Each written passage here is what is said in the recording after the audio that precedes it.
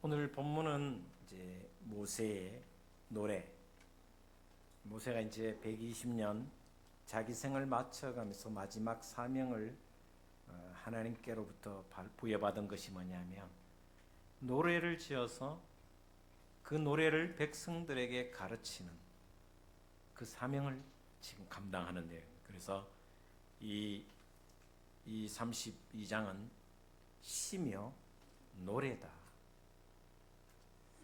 1절에서 14절은 하나님이 어떤 분이신가에 대한 노래를 합니다. 하나님은 이런 분이시다. 그리고 15절에서 18절 내용은 이스라엘 백성, 하나님은 이런 분인데 이스라엘 백성은 이런 모습이다. 말씀대로 살아가지 못하고 결국은 죄 가운데 있는 이스라엘 백성이다. 그리고 19절부터 33절의 내용은 이스라엘 백성들을 보면서 하나님의 마음, 탄식하시는 하나님의 마음을 표현해 주고 있습니다. 타락한 이스라엘의 모습을 보면서 하나님의 마음이 괴로워하고 탄식하는, 자식이 고통 속에 있고 또 죄 가운데 있는 모습을 보면서 부모가 탄식하는 것처럼 탄식하는 하나님의 마음이 나와 주고 있습니다. 그리고 34절에서 43절까지는 그럼에도 불구하고 이스라엘 백성이 타락하고 하나님은 탄식하시지만 그럼에도 불구하고 하나님의 자비하심과 하나님의 구원하심이 있다라는 것을 가르쳐주는 시가 바로 끝 지점에 나와 있습니다. 사람은 지성의 동물입니다. 지적인 존재입니다.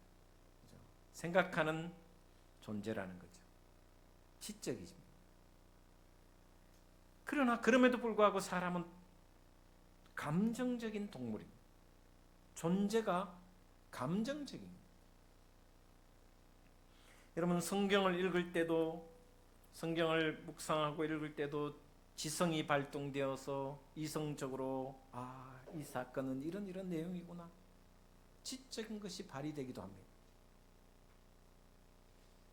그래서 말씀이 은혜가 될 때도 있습니다. 그런데요, 노래를 부르면, 찬양을 드릴 때 더 감동적입니다.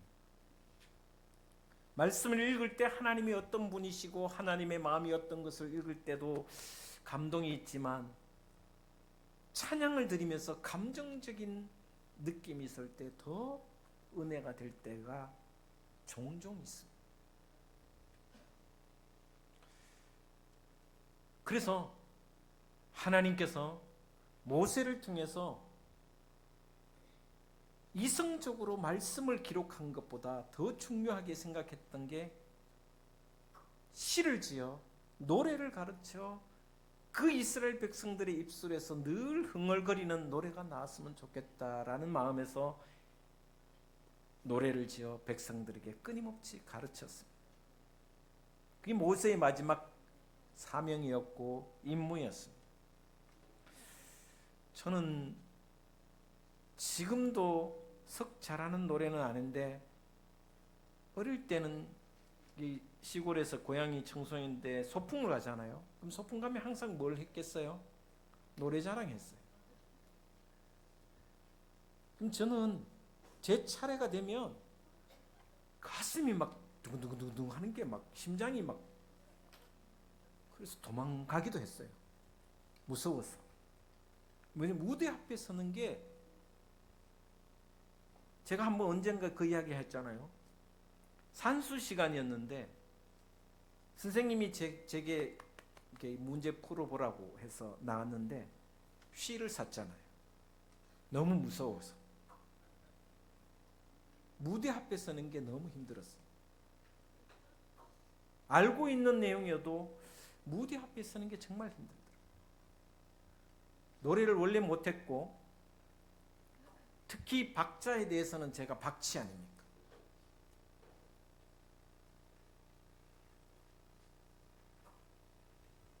어쨌든 학교에서 소풍을 가면 노래하는 시간이 가장 두려웠습니다. 근데 제가 고등학교 1학년, 2학년쯤에 이제 교회를 다시 다니기 시작했는데 그때부터 조금 좋아졌어요. 무대도 조금 덜 두려웠습니다.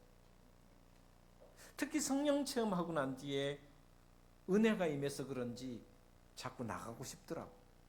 희한하대요. 어쨌든 노래 참 중요하다라는 것입니다. 그래서 저는 어릴 때 저희 어머니가 우리 아버지 때문에 교회는 다니지 못했지만 젊은 시절 어릴 때부터 이제 어머니가 교회를 다니셨는데 제가 허약한 체질이었습니다. 그리고 병약했기 때문에 어머니는 늘 저를 위해서 기도하면서 노래를 불러주셨어요. 찬송을 불러주셨어요. 그 찬송은 제가 평생 잊지를 못합니다.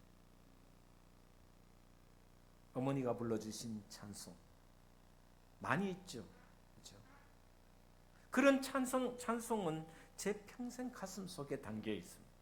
특히 제가 그 장애로 인해서 너무 고통스럽고 병원에 갔다 오면 어릴 때 이렇게 침을 맞았는데 침을 그냥 이렇게 요즘처럼 이렇게 한의원 가면 침 넣는 게 아니고 이 정육각형의 침을 한 50개 박아 놓은 곳에 그걸 막 하면 어릴 때 얼마나 고통스러웠는지 원래 아픈 다리보다 침 맞는 게 더 힘들었습니다. 알고 보니 무릎이 아픈 게 아니고 고관절이 아팠는데 한의사님께서 그때는 한의사 정식 자격증이 없는 사람이었던 것 같아요. 제 고향에서 얼마나 세게 났는지 피 빼면 낫는다 그래요. 하여튼 그랬던 것 같아요. 목사님 미안합니다. 한의사를 무시하는 건 아닙니다. 약간 돌팔이 같은 느낌이 들었어요 그때. 왜냐하면 너무 고통을 줬기 때문에 무서웠어요. 어머니가 저를 업고 이제 이게 고통스러우니까 업고 가서 맨날 이렇게 너무 힘들었어요. 근데 그날 이렇게 저녁에 너무 고통스러워하고 잠이 들었는데 엄마의 찬송 소리가 흥얼흥얼 들리는데 그게 제게 늘 남아있거든요. 찬송이라는 것은 그만큼 오래가고 감동이 있다라는 거죠. 하나님께서 너무 인간의 마음을 아십니다. 그래서 말씀을 기록해 전하기도 하지만 찬송을 지어 온 백성에게 그것을 익히게 하셨어요. 그리고 모세는 그 찬송을 지어서 끊임없이 백성들을 마지막 자기 생명이 얼마 남지 않은 것을 알고 가르치고 또 가르쳐서 백성들이 이 찬송을 다 익히게 했어요. 여러분, 이스라엘 백성들이 이 찬송을 익히고 흥얼거리는 가운데 어느 순간 제 가운데 빠졌을 때 아니면 고통을 만났을 때 찬송 속에 살아계신 하나님이 나의 모든 삶을 주관하신다는 것을 깨닫게 되고 돌아오는 것이 바로 찬송이라는 것을 하나님 너무나도 잘 알고 계셨어요. 말씀을 외우는 것, 암송하는 것도 중요한데 찬송 속에 하나님의 그 음성이 우리 가슴을 때릴 때가 있거든. 죄 가운데 아니면 고통 가운데 있을 때 찬송을 흥얼거리다가 보면 눈물이 주르르 흐르면서 하나님이 이런 하나님이시라는 것을 깨달을 때도 있거든. 하나님 그 마음을 아시고 모세를 통해서 찬송을 가르치게 하셨다는 것입니다. 노래를 부르고 불러서 영적으로 더 풍성한 삶을 살아가도록 하기 위해서 하나님은 찬송을 부르도록 하셨다는 것입니다. 다시 말씀드리면 이 내용은 네 가지입니다. 하나님은 이런 하나님이시다. 그런 하나님이신데 이스라엘 백성들은 이렇게 죄를 지었다. 세 번째는 그 백성들을 바라보는 하나님의 마음이 찢어지는 하나님의 마음, 탄식하시는 하나님의 그 모습이 그려져 있고 마지막으로 그런 이스라엘 백성들을 보고 탄식하시지만 여전히 하나님은 구원의 하나님이시며 은혜의 하나님이시며 축복의 하나님이시다는 것을 다시 가르쳐주는 내용이 마지막으로 기록하고 있습니다. 그리고 이 찬송을 외울 뿐만 아니라 끊임없이 불러라고 명령하고 있습니다. 그래서 여러분, 찬송을 많이 부르고 흥얼거리는 사람은 고난 중에서도 하나님이 역사하심을 그 찬송 속에서도 증거하심을 받고 있습니다. 좀 전에 불렀던 찬양, 우리 학생부가 불렀던 찬양, 너는 꽃이야. 가사 중에 쫙 애들 마음속에 이 찬양이 흥얼거리다가 어느 순간 이 친구들이 성장해서 그래, 하나님이 나를 꽃으로 별로 불러주셨지. 그런 깨달음이 나중에 방황하다가 있어지면 좋겠다. 그런 생각도 해봅니다. 자, 오늘 내용을 한번 살펴보겠습니다. 다 하기 힘들어서 잘라서 하도록 하겠습니다. 1절부터 14절 내용, 이 내용을 가지고 하나님은 어떤 분이신가에 대해서 오늘 말씀을 드리려고 합니다. 하나님의 성품, 하나님의 본질에 대한 말씀이 1절에서 14절에 나와 있습니다. 몇 가지 요약을 하려고 합니다. 먼저 32장 4절 말씀에 하나님은 어떤 분이신가 이렇게 기록하고 있습니다. 우리 4절 말씀 같이 보도록 하겠습니다. 시작.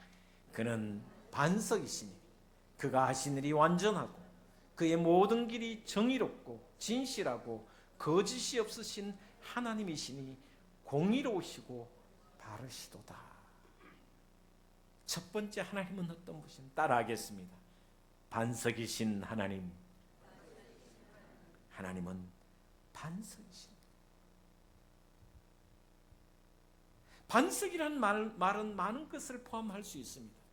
제가 지난 주중에 남덕교회가 있습니다. 우리 성당동에 남덕교회가 있습니다. 남덕교회가 지금 건축을 하고 있습니다. 교회를 건축하는 것이 아니라 교육관 겸 선교센터를 건축하고 있는데 언덕 위에 있거든요. 남덕교회가. 근데 땅을 파서 이제 기초를 깔려고 하는데 땅을 포크레인을 불러서 딱 했는데 바위가 청석인 거예요. 아무리 깨도 안 깨지는 청석이 막. 그래서 이 청석을 깨는 특수 장비가 또 있대요. 무소음으로. 물론 포크레인 두들기는 걸 할 수는 있는데 소음이 너무 심해서 견딜 수가 없어서 하루 만에 포기하고 불렀는데 전문 업체가 있는데 얼마 들었냐? 2억 8천. 돌 깨는데. 그죠? 그래서 대구의 업체가 2억 8천인데 그래서 찾다가 부산의 업체를 찾아서 1억 3,500에 했다. 여러분 생각해 보면 돌 하나 깨는데 무슨 1억 2억 드는지. 그냥 포크레인 파보면 된다 이런 생각인데 그만큼 반석이라는 것은 견고하다는 거지. 하나님이 누구시냐? 견고하고 흔들리지 않는 하나님이시다는 것입니다. 하나님이 우리와 함께 하시면 우리가 그 반석 위에 신앙을 짓고 집을 지으면 반석이신 하나님 위에 신앙의 집을 지으면 흔들리지 않고 피할 바위시오. 적으로부터 숨을 수 있는 곳이 바로 바위디라는 것을 이야기해 주는 내용이 오늘 본 말씀의 내용입니다. 우리가 바위 뒤에 숨으면, 반석이신 하나님 뒤에 숨으면 그 어떤 대적도 우리를 이길 수가 없다. 할렐루야. 이것이 바로 하나님이시라는 거죠. 반석이신 하나님이시라는 거죠. 여러분 모두 예수 그리스도 그분이 바로 반석이신데 그분 위에 여러분의 신앙의 집을 지으시기를 축복드립니다. 두 번째 5절에서 7절까지 말씀. 5절, 6절, 7절을 같이 한번 읽겠습니다. 시작. 그들이 여호와를 향하여 악을 행하니 하나님의 자녀가 아니요 흠이 있고 삐뚤어진 세대로다. 어리석고 지혜 없는 백성아, 여호와께 이같이 보답하느냐? 그는 내 아버지시요 너를 지으신 이가 아니시냐? 그가 너를 만드시고 너를 세우셨도다. 7절은 제가 하겠습니다. 옛날을 기억하라. 역대의 연대를 생각하라. 내 아버지에게 물으라. 그가 내게 설명할 것이요 내 어른들에게 물으라. 그들이 너에게 말하리라. 여러분, 하나님은 누구냐? 첫 번째는 반석이신 하나님. 두 번째는 6절 말씀에 아버지시다. 여기 아버지라는 것은 단순히 그냥 아버지라는 게 부모님이라는 것입니다. 어머니 아버지라는 뜻입니다. 하나님은, 성경은 하나님을 남성적으로 많이 표현해 놨어요. 저는 그런 생각합니다. 하나님은 어머니이시고 아버지시다. 아버지라는 뜻이 무엇입니까? 나를 지으셨다는 것입니다. 만드셨다는 것입니다. 그리고 나를 세우셨다는 것입니다. 그리고 나를 양육해 주신 분이 바로 하나님이시라는 것입니다. 하나님은 바로 나를 지으시고 세워주시고 양육해 주신 분이 바로 하나님이시라는 것입니다. 그러면서 그 하나님, 아버지이신 하나님이 어떻게 우리를 이끌어 가시냐면 8절에 이렇게 기록하고 있습니다. 8절 같이 보도록 하겠습니다. 8절 같이 보겠습니다. 시작. 지극히 높으신 자가 민족들에게 기업을 주실 때에, 인종을 나누실 때에 이스라엘 자손의 수예대로 백성들의 경계를 정하셨도다. 이게 무슨 의미냐면 말씀이 좀 어렵습니다. 해석하기가 좀 어렵습니다. 그러나 이 뜻을 한마디로 이야기하면 하나님은 이스라엘을 염두에 두셨다라는 것입니다. 이스라엘을 염두에 두시고 인종을 구분하게 하시고 땅을 분배하셨다라는 것입니다. 누구를 염두에 두셨다고요? 이스라엘을 염두에 두셨다. 수많은 민족이 있습니다. 수많은 땅이 있습니다. 그런데 가나안 땅을 누구를 위해서 염두에 주시고 이스라엘 백성들을 염두에 주시고 그 땅을 분배해 주셨다는 것입니다. 이 말을 오늘 우리에게 적용하면 하나님은 나를 염두에 두시고 하나님 우리 둥지교회를 염두에 두시고 하나님의 일을 하고 계신다라는 것입니다. 하나님은 우리의 가정을 염두에 두시고 하나님의 일을 행하고 계신다라는 것입니다.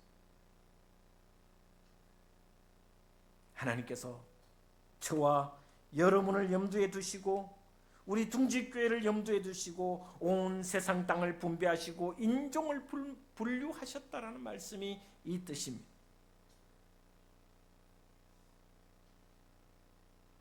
하나님이 하시는 모든 일에는 우리를 염두에 두시고 하신다는 것입니다. 하나님이 이끌어 가신 모든 세계의 이 섭리 가운데 누구를 염두에 두신다고요? 바로 나를 염두에 두고 계신다. 나를 염두에 두고 계신다. 저는 요즘 국제 정세를 보면서 이런 생각도 해봅니다. 오늘 말씀에 빗대어서 미국이라는 나라가 동맹국이라고 했는데 관세 폭탄에 3,500억 달러라는 엄청난 돈을 내놔라. 그럼 부처가 돈 줄래 맞을래 하는 것과 똑같은 거예요. 돈 줄래 맞을래 이렇게 한 것처럼 똑같은 느낌입니다. 불교를 비난하는 거 아닙니다. 너무 심하다. 온통 미국이라는 나라가 온 세상을, 세상 전체를, 세계 전체를 고난 가운데 빠뜨리는, 휘청거리게 만드는 그런 모습에 대해서 너무나도 안타깝습니다. 그러나 오히려 저는 그런 생각을 합니다. 이 대한민국 땅을 염두에 두시고 하나님이 만드시는 장면이다라고 생각을 해봤어요.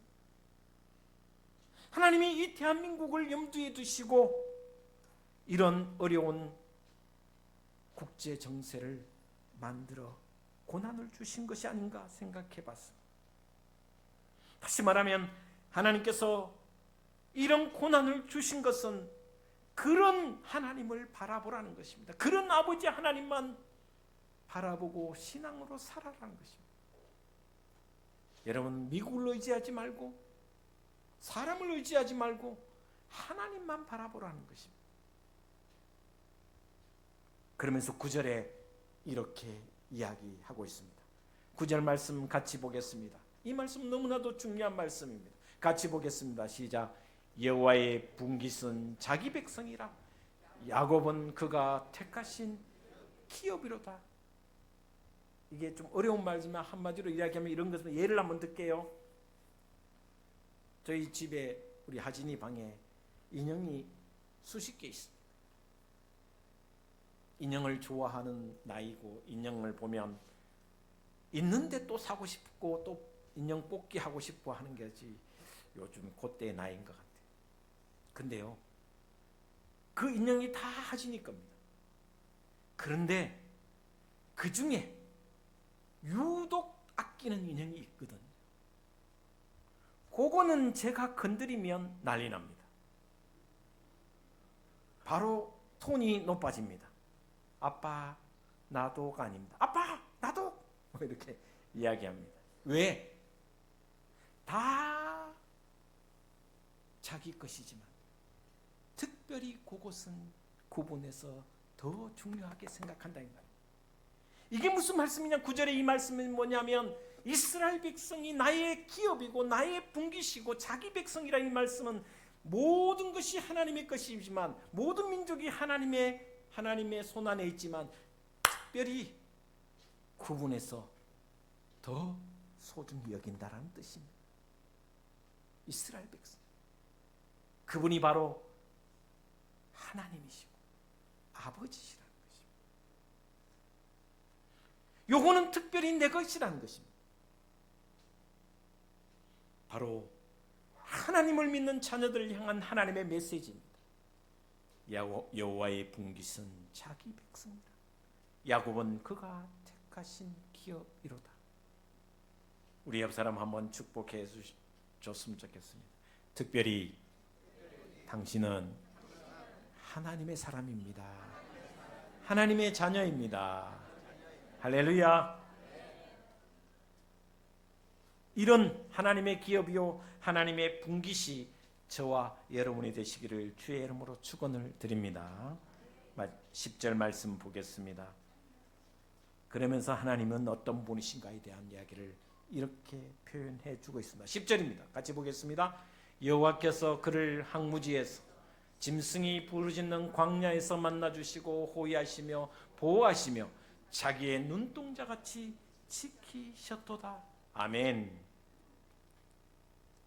사랑의 하나님. 하나님은 누구시냐?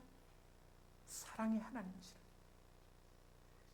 하나님이 어디서 만나주셨습니까? 이스라엘 백성이 잘 먹고 잘 살 때 고요허식하며 즐겁게 지낼 때가 아닙니다. 어디에서? 광야에 있을 때입니다. 황무지에서 만나주셨다라고 말씀해주고 있습니다. 광야에서 만나주셨을 뿐만 아니라 호위하시며 보호하시며 자기 눈동자같이 지켜주셨다라고 말씀해주고 있습니다. 여러분, 광야는 하나님을 만나는 곳입니다. 여러분이 혹시나 인생의 광야에 있다면 하나님이 만나주시고 호위하시며 보호하시며 눈동자같이 지켜주시리라 믿습니다. 아버지이신 하나님께서 사랑의 마음으로 지켜주신다는 것입니다. 마지막 11절 12절에 더 놀라운 말씀이 있습니다. 우리 11절 12절을 같이 보도록 하겠습니다. 시작. 마치 독수리가 자기의 보금자리를 어지럽게 하며 자기의 새끼 위에 너풀거리며 그의 날개를 펴서 새끼를 받으며 그의 날개 위에 그것을 엎는 것 같이 여호와께서 홀로 그를 인도하셨고 그와 함께한 다른 신이 없었도다. 할렐루야. 여러분, 독수리는 아무데나 둥지를 틀지 않습니다. 우리 둥지도 꼭대기에 둥지 틀었잖아요. 독수리도 아무데나 틀지 않습니다. 가장 가파른 절벽 위에 독수리 둥지를 틉니다. 나무 위에도 틀지 않습니다. 왜요? 새끼를 보호하기 위해서, 새끼를 지키기 위해서. 자, 이 새끼가 어느 정도 자라면 이제 좀 날개가 나오고 뭔가 할 수 있을 것 같으면 이 어미 독수리가 둥지를 그냥, 오늘 본 말씀 다시 11절에 보면 자기의 보금자리를 어지럽게 해요. 둥지에 폭신폭신한 뭔가를 내놨던 거 다 흩어버립니다. 이 새끼 독수리가 그 둥지에 머물지 못하도록 엎지럽게 하고 너풀거리며 막, 그래서 그 새끼가 견디다 못해 그 절벽 아래로 날개합니다. 그러나 놀라운 것은 그 새끼가 추락하는 그 가운데, 날개짓하며 추락하는 가운데 어미 독수리는 이미 그 낙하 지점을 포착하여 그 새끼 독수리를 낚아채며 자신의 날개 위로 덮어주게. 하나님은 어떤 분이시냐? 때로는 우리를 광야 가운데, 아니 황무지 가운데 어지럽게 하며 또한 너풀거리게 하며 그리고 혼란 가운데 빠뜨려서 우리를 힘들게 하고 고통 속에 몰아넣지만, 그러나 그럼에도 불구하고 하나님은 그 고통의 현장 속에서 나를 당신의 날개로 펼쳐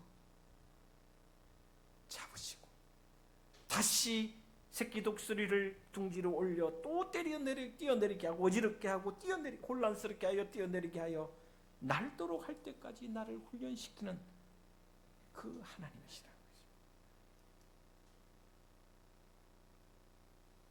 가끔 신앙이 뜨겁지도 않고 차지도 않을 때가 옵니다. 슬럼프가 올 때가 있습니다. 내가 지금 신앙생활을 하고 있는지 뭐 하는지 모를 그런 상황이 올 때도 있습니다. 그런데 그때 어느 날 갑자기 하나님께서 내 보금자리를 어지럽게 하실 때가 있습니다. 혼란스럽게 하시고 고통 가운데 머물게 하실 때도 있습니다. 그러나 여러분, 하나님은 가만히 계시지 않는 하나님이십니다.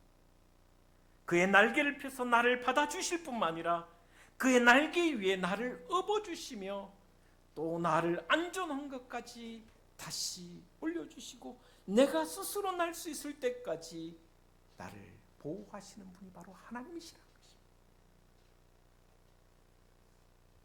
혹시나 지금 도저히 견딜 수 없는 고통이 있습니까? 하나님은 내 보금자리에 머물지 못하도록 우리 인생을 뿌리채 흔드는 하나님의 계획이 그 속에 있습니다. 때로는 건강으로, 때로는 경제적으로, 때로는 자녀로 고통을 받을 때도 있습니다. 혼란스럽게 하실 때도 있습니다. 그러나 하나님은 이 모든 상황에서 나를 당신의 날개로 받으며 그 날개 위에 나를 업어주셔서 끝내 하나님의 사람으로 성장할 수 있도록, 성숙한 신앙이 될 수 있도록 이끄시고 인도하시는 하나님이 바로 여러분의 하나님이시며 이스라엘의 하나님이시며 또한 저의 하나님이신 줄 믿으시기를 주의 이름으로 축원을 드립니다. 기도하겠습니다. 하나님 감사합니다.